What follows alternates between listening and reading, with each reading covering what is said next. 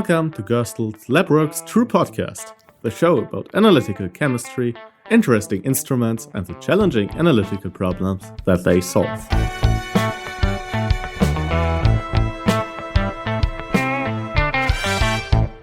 Very warm welcome to this episode of the Gerstel LabWorks podcast. And today we have an interview session. And before we come to our very special guest today, I, of course, introduce my co-host, Kurt Saxon. Hello, Kurt. Hello, Jan. Hi, everyone. Good to be back today. Really excited. Today we have Dr. Mark Jordi from Jordi Labs talking. He's got a whole number of really cool things to talk about. You can read about Dr. Jordi's background in the show notes, but he's here. He's live. We can let Mark talk about himself. So Mark, please jump in. Tell us a little bit about yourself and what you do at Jordi Labs. Sure, Kurt. Well, thank you, first off, for the invitation of being with you today. So at Jordi Labs, we do a wide variety of analyses, but I would say that they fall into two primary categories. The first would be investigative analysis, which is something that I've been doing now for over 25 years. And really, it's a lot of fun. You get to figure out what is coming out of a material. You get to solve problems for people. And you get to do a lot of diverse work, which I thoroughly enjoy. I like solving new problems, and so does my team. And then our second main area is regulatory support. And we do a lot of in extractables, leachables work to help support the safety of medical devices and pharmaceutical packaging. And that work is also very challenging and very interesting. I think it's actually one of the hardest analytical problems you could ever try to solve. And maybe as we go along, I'll talk a little bit about why I think that. But two very challenging analytical problems. And we've had a lot of fun tackling these using some of the different Gerstel adaptations that you guys provide. And so happy to be with you today. Yeah, thanks for being here. Actually, the extractable leachable stuff's how I got to know you in the first place, because we were doing E&L work here, and everyone said, "Hey, if you want to know how to do this, call Mark, because he does all this all the time." So, and you're right, it is challenging. A lot of it's non-targeted work, and the non-targeted work, the investigative industrial forensic stuff, which is where I got my background in. Yeah, it's also a big deal. So, yeah, you've done some cool stuff in E&L. Maybe you want to jump in with that. Sure. Yeah. So we got started in extractables and leachables before it was called that. It was probably about 15 years ago that we began to do this work. And we had clients call us and say, "Hey, I make a medical device and I just want to know what comes out of it and what goes into the human body." This was an implantable device at the time. And so we said, well, that's an interesting problem. And I'd be fascinated to figure that out. So let's go ahead and analyze it. And again, this was before any guidance documents existed. So I like to call it the Wild West because you kind of just went at it as you could, and said, how can I figure out what's coming out of this material? So we extracted the device in some different solvent media, and we began to characterize those solutions using a variety of techniques, things like LCMS, GCMS, headspace. And as you said, Kurt, it's really a no holds barred unknown identification problem because you don't know what you're going to find. And, today we put a lot of effort into looking at what are the materials of construction prior to starting an analysis, because you can get a lot of good help in figuring out a good strategy if you know what you're looking for, obviously. But at the end of the day, you don't always know what's going to come out of a medical device. And people are still surprised at some of the chemicals that we find. And, we'll be looking at that material of construction and saying, oh, it's a silicone polyurethane. Why are we finding this particular small molecule? And later on, sometimes it'll make sense if you dig down far enough. But you got to have a very broad screening method, something that can catch anything, because you really don't know what's going to come out. Yeah, I need to be really non-selective. I mean, I didn't. One of the reasons that I think we always got along so well, I didn't do E&L, but I did food migration out of food packaging, and it's ironically so FDA does them both, right? But FDA, there's one set of rules for extractables and leachables, another set of rules for my food migration, but the underlying test is the same. I mean, there's a simulant. You take this device, You simulate, in this case, human blood if it's something going into somebody's arm, or in my case, I used to work for a very large paper company, so we would simulate orange juice and milk all the time. So, and then you go digging in the simulant, trying to find anything you can get, and it's challenging because you need to be able to see everything. So it's a non-targeted analysis, so you need to have a very universal, even way of looking for things. So it makes it tough and a lot of fun. So. Before we go very deep in the analytical chemistry, what happens there, just a small question from me. How big is Jordi Labs now? How many people are working? And where are you located? Because that's not mentioned at this time. Sure. So Jordi Labs is about 70 people at this time. We're located in Massachusetts. Jordi Labs, just by way of the history of the company, is a second generation family business. It was founded by my father in 1980. I purchased the business from him 17 years ago now. And I had the distinct pleasure of sort of growing up at the feet and watching my dad do analytical chemistry, and was running instruments at age 14. And, it's one of those rare things where the son likes what the father does. And it really was a great opportunity. I consider myself extremely blessed to have been able to learn from him. He had 40 years of HPLC chemistry experience and was an analytical chemist himself. So it's been a fun journey for sure. Wow. Yeah, thank you. Yeah, that's really cool. So, Kurt, I was just going to mention, I appreciated your comment about food contact and migration studies being like ENL. And in fact, when we were first starting out doing ENL, one of the things I did early on was I looked at the food contact guidance, because there was guidance for that, but there wasn't any guidance for medical device extractables. And there's actually some really good guidance. And it's kind of a shame that the two fields have not melded, so to speak, and learned from each other more. Because I think the food contact guidance was a little more mature in terms of what it instructed you to do. But you're absolutely right that it's the exact same exercise, really. You're just trying to figure out what could come out and go into a food and then get ingested by a person, versus what could come out of a medical device and wind up in a patient. And really, it's kind of the same question overall. And the challenges that you face in both those fields are the same too. You get these really nasty matrices like orange juice, and in the case of a medical device, it's tissue, it's blood. Those are horrible matrices, right? Really hard to analyze out of. And, you end up using simulants because of that. So kind of the first fundamental problem you have is, how do I actually replicate this system, this biological system? Mm-hmm. And how do I get a sample that's going to represent that well? And then secondarily, you then get this very difficult unknown problem, because I have to identify anything that comes out. And that's the same in both fields. And finally, the last part that makes it really challenging is you have to quantify everything. And that quant, most times there aren't even standards that you can buy of those chemicals, because they're not commercially available. They're not in the material on purpose. There's some kind of degradation or side product, or maybe a residual. So really, I think one of the things that gets me excited about ENL and gets me up every morning and going when I'm working on this kind of work is the fact that we get to tackle some of the hardest problems. And any progress we make here, to me, really translates over to all of chemistry, because it's basically complete deformulation. Identify everything, right, quantify everything. And if you can do that, everything else is easy from there.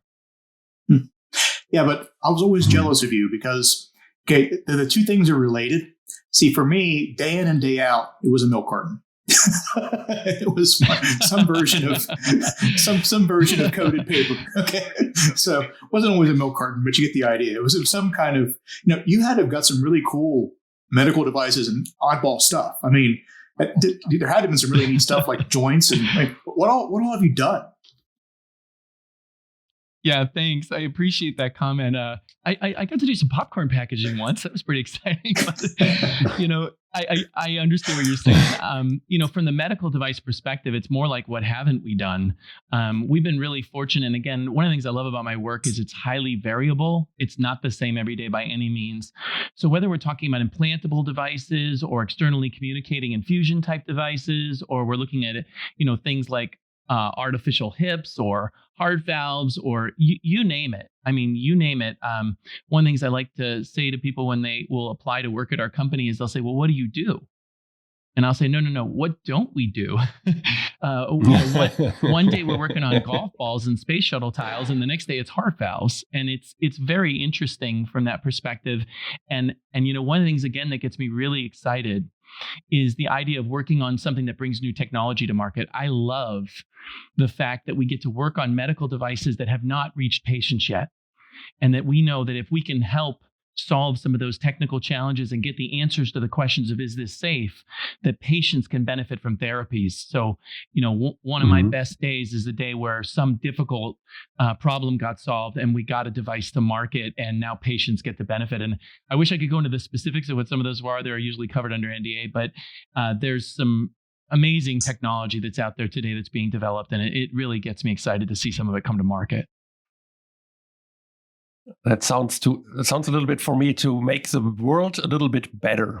That's really a good job you have. Great. Exactly, Jan. You have that same.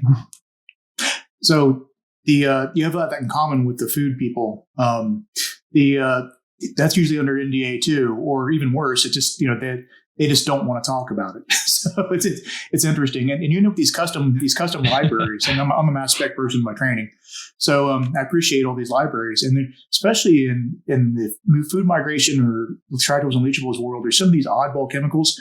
Not only can you not find them, you're not going to find them in a NIST library or a Wiley library. You kind of have to figure this all out yourself. You got to get out the old organic chemistry book and look up fragmentation patterns and bond cleavages and all that stuff. So it ends up getting complicated. It's a lot of fun. Yeah, I agree. It is a lot of fun. And you make a great point. I mean, one of the most important things we built over the last decades has been the internal library that we have. We've previously identified over 35,000 different species, and we've stored all of that in our libraries. And it's hugely beneficial because, like you said, a lot of it is going back to first principles. I mean, you will literally sit with the mass spectrum and you'll say, okay, that one elutes at 2 minutes. It must be fairly polar. And not only is it polar, but it's got to have a chromophore because it's got a UV signature. And oh yeah, not only does it have that, but it's got a fragment at 149.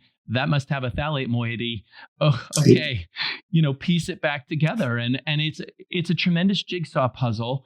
And for those people who are of the right turn of mind, who enjoy that problem solving day in and day out, it's a fun thing to do.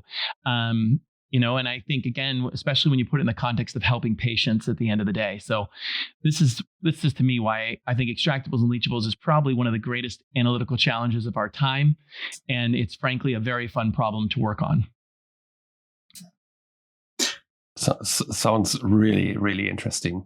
Do you have an example for a non-extractable and leachable things, what our listeners which are not so deep in the analytical chemistry can imagine what happens or why you are doing that, and why customers from you say, hey, Mark, please investigate something. I don't know what happens there. Is there a cool story you can bring to us? Sure. Yeah, I've got lots of stories because having done this for the last 20 years, it seems like every day we see another interesting sample. One of the ones that I personally really enjoyed, and it's going to cross over into the food migration space, Kurt, is all of us a while back, we used to make our coffee and then they moved to K-cups, right? Everything was K-cups. And as an extractables and leachables chemist, I just had to know.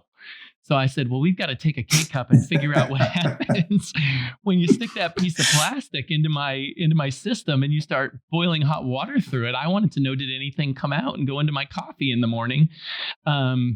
Because I just had this suspicion that we might find a few things. So we went ahead and did a case study, and we used the coffee maker. We made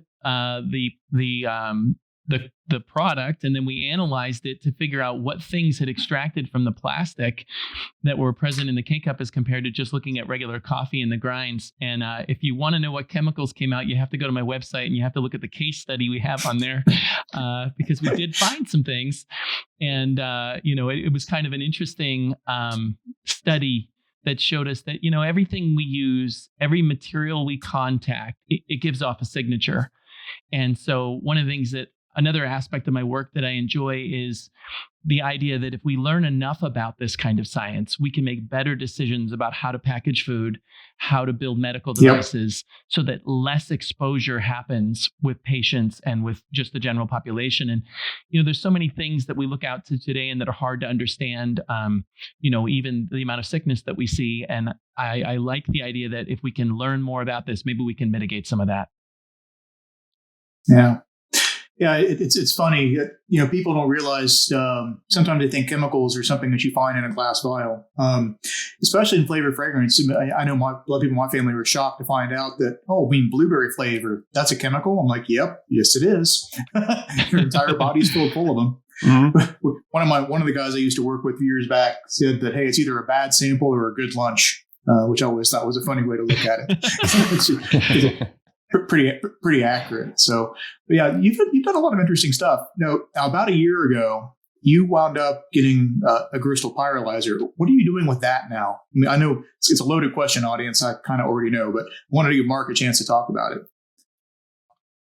Sure. Yeah. So we did get that system, and we use that for a variety of different purposes. One of the main things I like to do with it is the formulation work, where I can figure out, someone will have a material, maybe they'll like the properties of it, but they won't know what it is. And they will then ask us to analyze it to help them figure out which plastic is in there. I would say that pyrolysis, in my opinion, is the preeminent tool for identification of plastics. I don't think there's anything that is as good in general for telling you which kind of plastic you have in an object. Kurt, one of the other interesting problems we solved with the pyrolyzer was one of our clients was manufacturing a plastic product, and in their facility there was some off-gassing going on, and people could smell a smell, and so they were scared. Naturally, what is this smell? This is new. We're not used to this. Mm-hmm. So we did some pyrolysis work where we basically, it was really more desorption, but we set the pyrolyzer to off-gas that material just like it would happen during the production by using the same temperature range that happened during the manufacturing.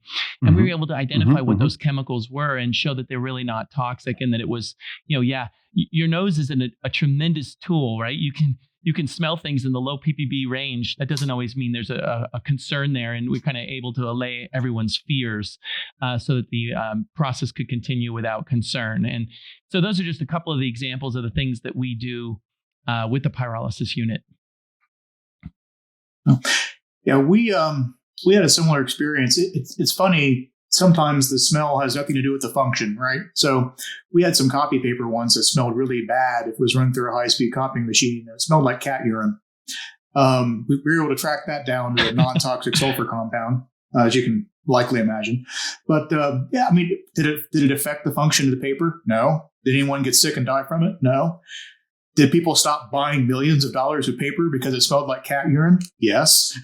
so a lot of these off-odor things, a lot of these things are really challenging. One of the things we also have in common, but you and your work, and because we're Gerstle and a German company that looks at beer a lot, beer is another one of those great places where you wind up with these off flavors that, again, they don't necessarily kill you, but people don't necessarily like those things. Yeah, absolutely. And it's funny you mentioned that, because we also did do some studies in that area. Specifically, we had a situation where there was a beer with an off flavor, and we wanted to figure out what was going on there. And so we did, in that case, some dynamic headspace. And one of the reasons that I was originally attracted to the Gerstle platform, and not just to plug it here, but to honestly say why I went this way, was that there's such a diversity of tools that we could bring to bear. And because we get such a diversity of problems, we really need that. And so, whether it's static headspace, dynamic headspace, twister, SPEME, pyrolysis, I often say to my team, sample prep is the unsung hero of analytical chemistry.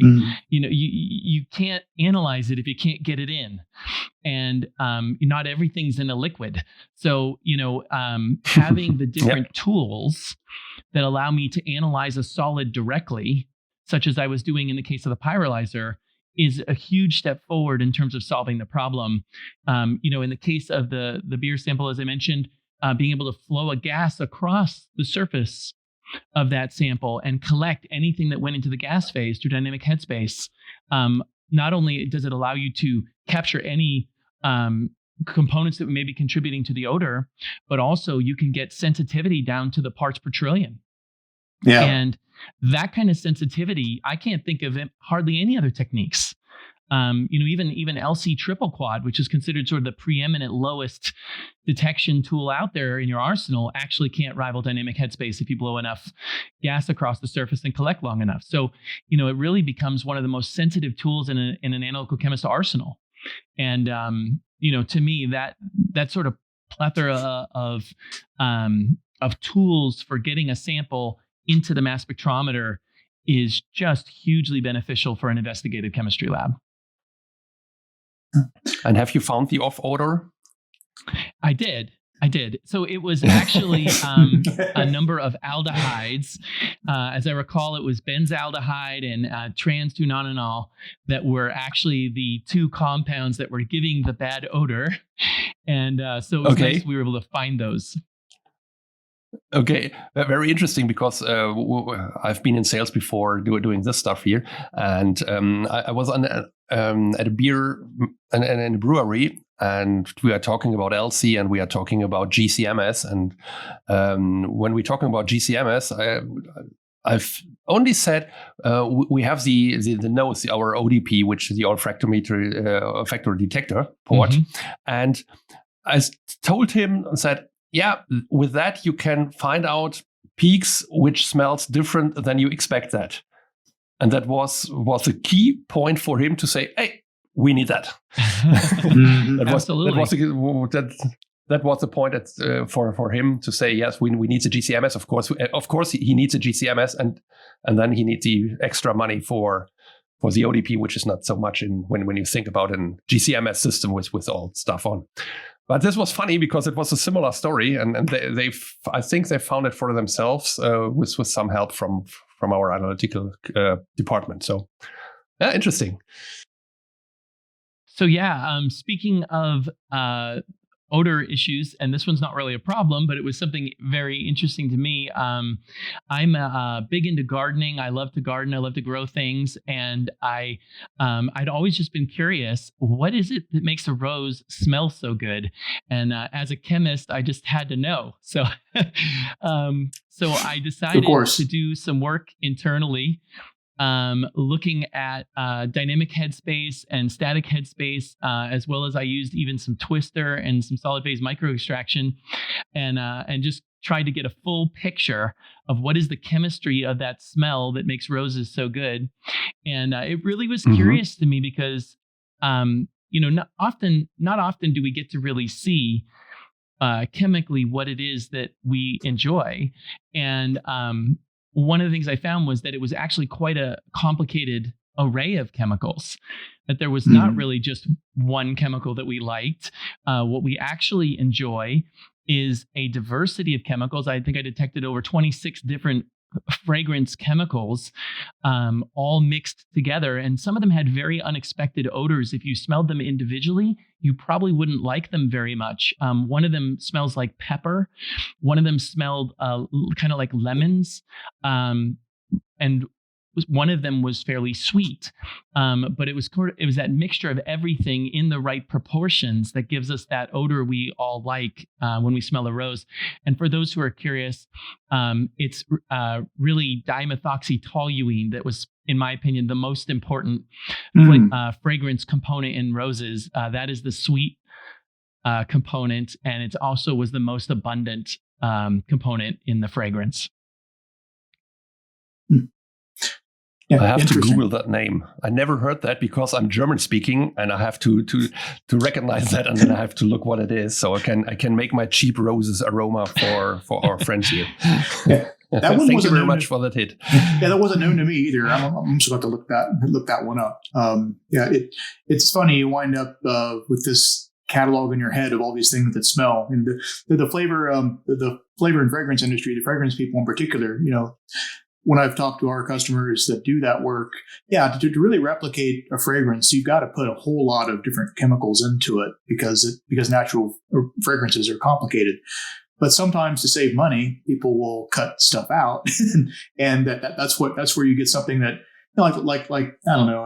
I really hate bad strawberry flavor because I can tell it's a bad strawberry flavor. I appreciate it when someone's really put a strawberry extract in place.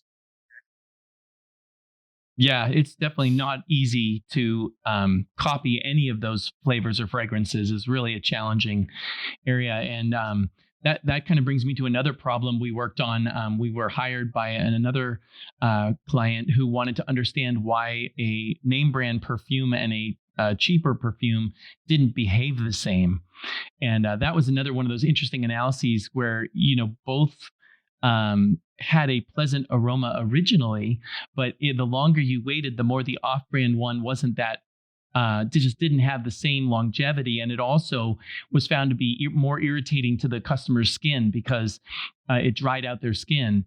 And so we did a bunch of characterization on that and ended up finding that although the nature of the fragrance components was actually the same in both, the quantity of alcohol in the cheaper brand was higher, and that ended up causing the skin to dry out.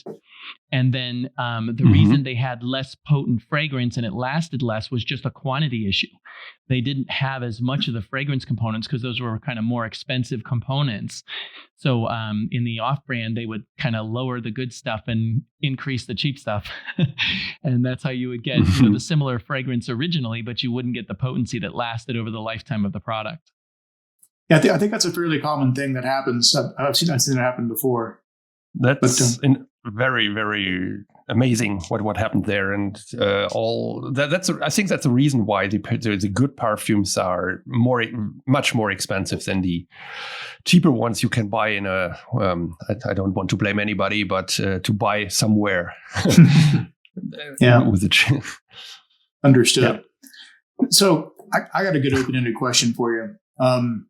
So you're in a lab with a bunch of stuff. I used to be in a lab with a bunch of stuff, like 7 different GCMSs with all kinds of stuff in them. And these problems would show up at the desk. What is your way of approaching this? If you want to give some advice to people, a couple of things that they should know, how do you begin? Because I think that's always the most challenging part. Once I have a sample in a vial, I can take it from there. But how do I get to that point? What do you do? Sure. Yeah. So, it all starts with sampling, right? I mean, the very first challenge is to get the right part of the sample in for analysis. And especially when you're doing failure analysis, oftentimes that can be one of the most challenging aspects. It might be that you're looking for something that is off-colored. You may have a visual clue or you may not. So I think it all begins with good, strong communication between those who've experienced the failure and the laboratory doing the work so that you can devise a sample prep approach.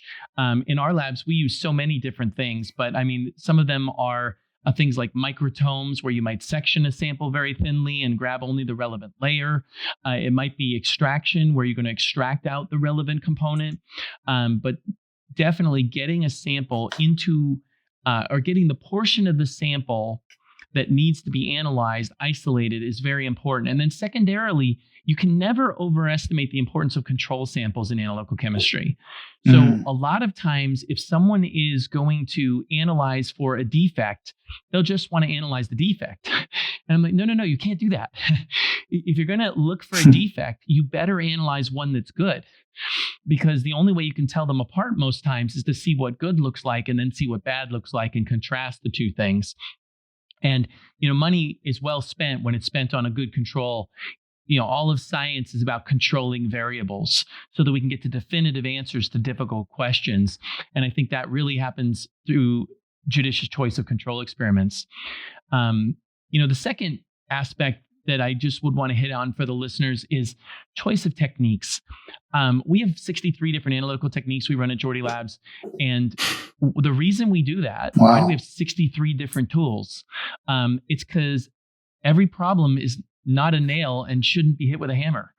You really have to pick the right tool for the right problem. So, in our laboratory, we have static headspace, dynamic headspace. We do twister, we do SPME, we do pyrolysis, we do liquid injection. We have high mass accuracy instrumentation, unit mass resolution instrumentation, flame ionization detection. It's just a plethora because it all just depends on your problem. And, I think one of the things that's challenging for people early on is, how do I know which tool to pick? I could go run that sample on dynamic headspace, or I could run it on static headspace. Why would I pick one or the other? I could go run it on pyrolysis, or I could run desorption. Why pick one or the other? And, every one of them has their niche, and every one of them is better at certain things and worse at others. And so it really comes down to having the knowledge of which one is best for the problem at hand in order to get you to the right tool. I'd agree with that. And then to your comment about controls, so going back to that paper example I gave, so the engineers are like, okay, well, and I told them I need some control samples. So the paper engineers go and say, okay, here's some retains, here's some paper for some different mills, and here's the problem sample. When you ran the controls all together, they were all different from each other. And then they were different from the unknown or the problem. So we ended up doing a lot of work with sample amalgamation. Sometimes it's called sample stacking now, where we would actually create a control out of several things, because sometimes it sounds like it's easy. We'll just get a control sample. Well, when there's enough natural variability in something, that control sample is a pain, and you end up having to create one. I remember this was back in the early 2000s. So to do that sample amalgamation, we ended up using, I think it was EnviroQuant at the time, which is a very seldom used feature of ChemStation at the time, which now is evolved into things like Mass Profiler and other pieces of software to do all that. That's gotten a lot easier, I think, in terms of data reduction. It's been a lot simpler. But yeah, the good control and knowing what to compare to, because you're right, you can't just point to that peak at 11.63 minutes and say, oh, there's your problem. Yeah, that's just doesn't fly. It's not going to work that way. Yeah, absolutely true. I mean, sometimes when we're doing our analyses, we'll see 600 plus species. That's just a mass of peaks, and any one of them could be the culprit causing the effect, or it could be a combination of different components causing the effect, kind of like we talked about with the perfume. I mean, the smell is a function of all of them. Well, sometimes in a failure analysis, the failure occurs because of a combination of chemicals resulting in the problem. And so you really need to find a way to eliminate the noise and get the interesting data. One of the things we do in our laboratory a lot is statistical analysis for that purpose. And we do use software packages like ProFinder and Profiler. Because of that, we can take a control set, we can take a sample set, and we can contrast them with statistical confidence intervals and know which of these features are truly unique. Because like you mentioned, Kurt, sometimes your control has moving levels of the various compounds. And, if something's 20% more, is that really a difference? Or is that my GCMS has 20% variability?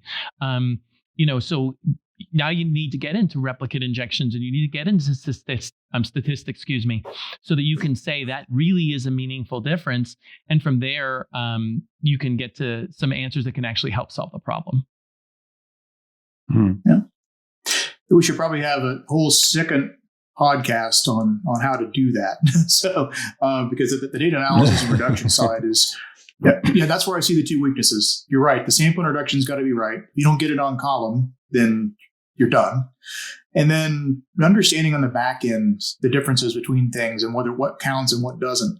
It's gotten better. Certainly ODP the olfactory detector is a great way at least for odors, to limit things down with human experience. But in the end, it ends up being a lot of peaks and a lot of data. And then we get high mass accuracy involved. It's a lot more data, and it ends up being quite a challenge.